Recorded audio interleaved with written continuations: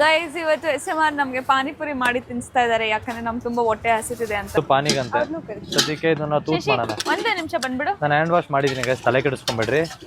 So ಅದಾದ್ಮೇಲೆ ಒಂದು ಸ್ವಲ್ಪ ಹಿಂಗೆ ಇಡೋಣ, ಇದನ್ನ ಆಲೂಗೆಡ್ಡೆ ಇಡೋಣ.